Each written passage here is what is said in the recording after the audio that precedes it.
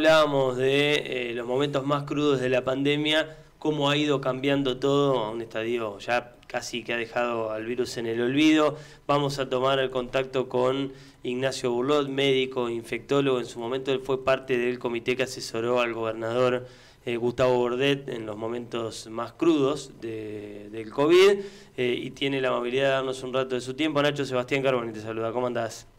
Hola Seba, buenos días para todos ahí. Bueno, ya no es más obligatorio el uso de barbijo en lugares cerrados. Exacto, sí, a ver, es un decreto nacional, estamos a la espera de cómo adhiere la provincia a este decreto nacional, bueno, más o menos en la misma, en el mismo tándem que venimos sufriendo, Sí. diría yo, hace tantos años, de la decisión de nación a provincia y luego cómo la bajamos a nivel local. Pero bueno, hay una decisión en el decreto de ayer, donde en el artículo 1 ya declara la no obligatoriedad. Sí. Y en los artículos subsiguientes hace algunas aclaraciones, especificaciones y recomendaciones. Ahora, que no sea obligatorio, Nacho, quiere decir que nadie te puede obligar, porque a mí lo que me ha pasado, prácticamente en ningún lugar se usa el barbijo. Sí, si querés ir a un banco, o por lo menos al banco que voy yo, cuando voy a ingresar me dicen tenés que ingresar de barbijo. ¿Esto quiere decir que el banco ya no puede obligar a la gente a entrar de barbijo? Yo entiendo que las instituciones pueden tomar decisiones, digamos, en su ámbito, independientemente del decreto nacional. Es decir, yo en mi consultorio particular, por ejemplo, puedo tomar la decisión de que quienes ingresen tengan que usar barbijo y está en el ámbito de mi jurisdicción y de mi decisión personal también. Lógicamente que eso genera un conflicto, porque cuando tenemos un decreto de esta magnitud, hoy en la puerta del hospital hay más gente que ayer que viene sin el barbijo, y eso nos genera un pequeño ámbito de discusión o de debate, o la necesidad de proveer del barbijo con lo que eso implica para un hospital como el nuestro, que nos aumenta muchísimo el gasto. Así que estamos en esa... recorriendo ese pequeño espacio de ver cómo convivimos con este decreto y con las decisiones de algunos sectores que por seguridad y por entendimiento de que así es, puedan requerir que el usuario esté con un barbijo, ¿no? ¿Hoy tiene algún tipo de sentido el uso del barbijo? Digo, no en un lugar como el hospital, en el que imagino que bueno hay otras enfermedades y por ahí está bien que se use, pero digo, ¿hoy tiene algún sentido que yo en no sé, pongamos que tengo un comercio y que en mi comercio obliga a la gente a entrar de barbijo? La realidad es que, y por eso es el fundamento del decreto, es que la circulación de todas las infecciones respiratorias, pero de COVID especialmente, es más baja, que tenemos un programa de vacunación que ha funcionado y que ha sido ampliado. De hecho tiene una de las mejores coberturas de la región, y entendemos que bueno, nuestras terapias intensivas, digamos, nuestro sistema de salud no está para nada atención vinculado a la problemática del COVID.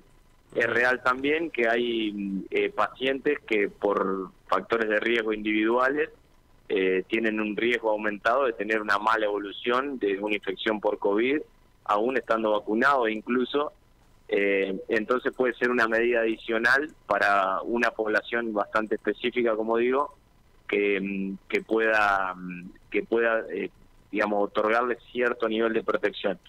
Pero también viene la cuestión de cómo nos complementamos como sociedad, porque si yo tengo una infección, que soy un adulto joven y sin comorbilidades, y me pongo un barbijo y comparto una sala de espera con una abuelita que tiene otra condición de salud, como un cáncer, por ejemplo, claramente la voy a estar ayudando a no transmitirle la enfermedad que yo tengo. Ese es el punto principal de discusión que vamos a dar nosotros el viernes.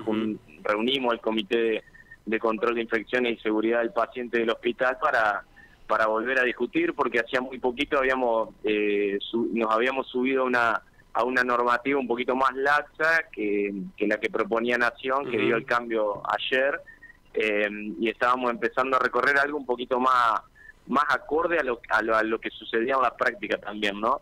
Pero bueno, ahora vamos a tener que volver a discutirlo para estos ámbitos que más nos preocupan, que son, sobre todo, a mí lo que más me preocupan personalmente son los ámbitos donde se comparten esperas largas, y donde tenemos una diversidad de población vulnerable que no podemos desatender, digamos. Entonces, bueno, en los distintos ámbitos también, como me lo planteabas, trasladándolo a otros lugares, podría tener algún nivel de beneficio si la espera es larga y si estamos exponiendo a otro que tenga factores de riesgo de andar mal.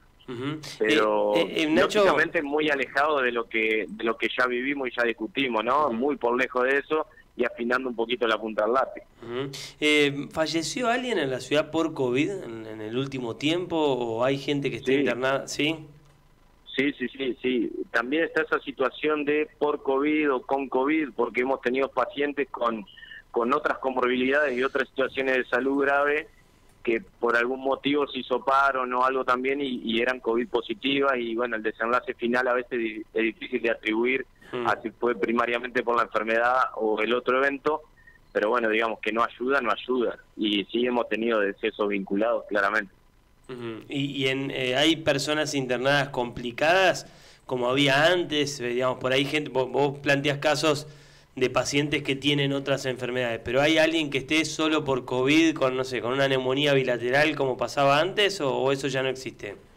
Sí, se ve muchísimo menos, pero se ve. Se ve como se ve por gripe o como vemos neumonías bacterianas. Digamos, se ve como una enfermedad más. El presidente de Estados Unidos la semana pasada dijo que el COVID, la pandemia terminó.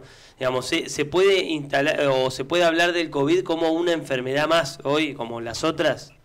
Sí, claramente. Lo que sucede también que la metodología diagnóstica para COVID existe y es muy precisa, porque se desarrolló justamente en el ámbito de la pandemia. Hay otros virus respiratorios que sabemos, que conocemos, por ejemplo, el virus incisional respiratorio, que se lo asocia mucho más a bronquiolitis en los niños.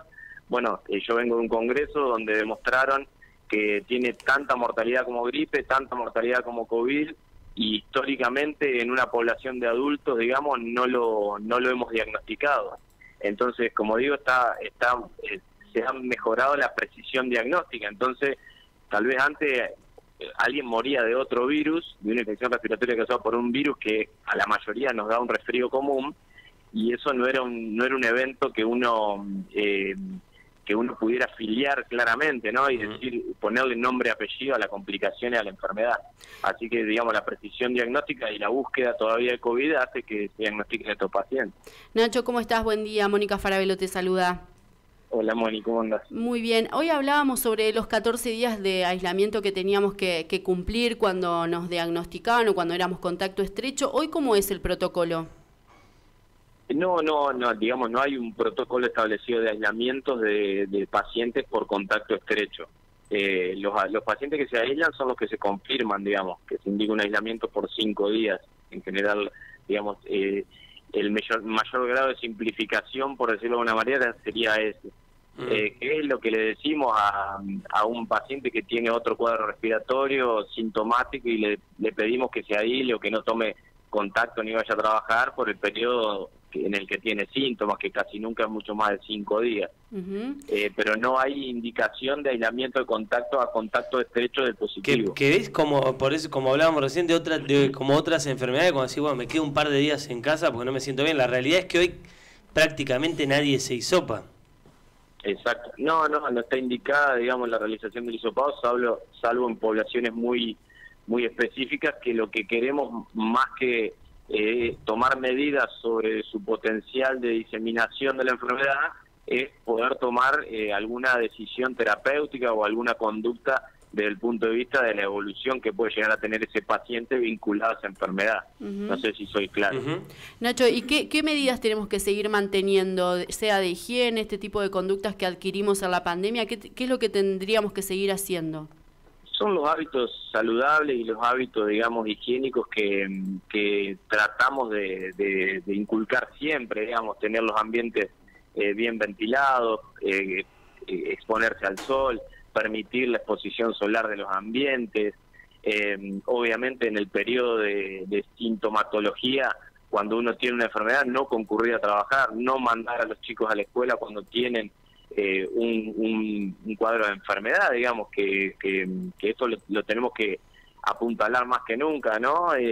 Antes tal vez no se lo veía como un hecho de riesgo, digamos, que un niño vaya con fiebre, su primer día de fiebre a la escuela. De hecho, es algo que lo veíamos.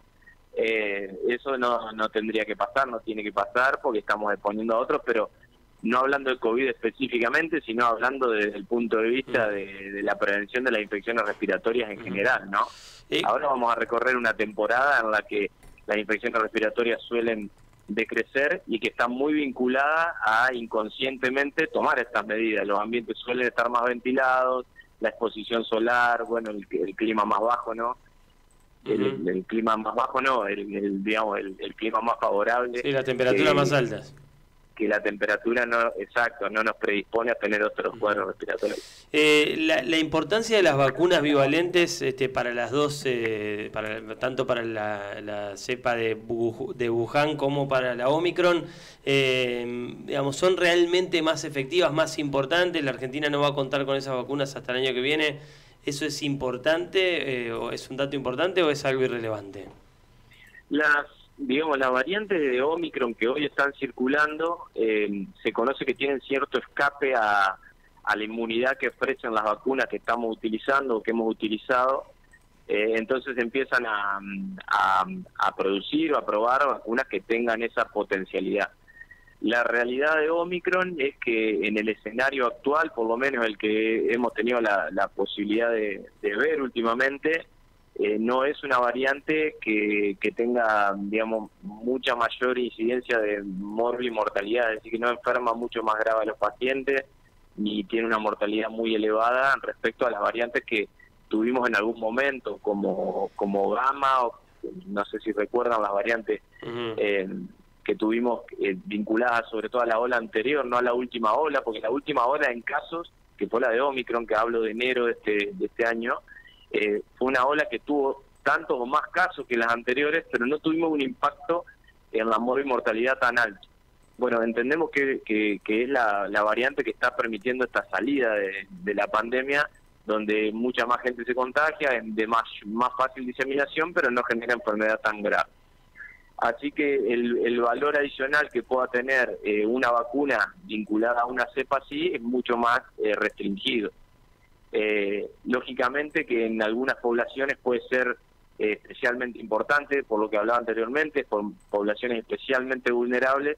Entonces, bueno, una forma de generar protección para esas poblaciones específicas o en el resto de la comunidad para estas variantes hacen que disminuya el riesgo de estas otras poblaciones, lo que llamamos vacunación de rebaño o protección en capullo de la población que por ahí lo vacuna y no desarrolla defensa. Bueno, lo mejor para esa persona es que el de al lado no se enferme, ¿no? Claro.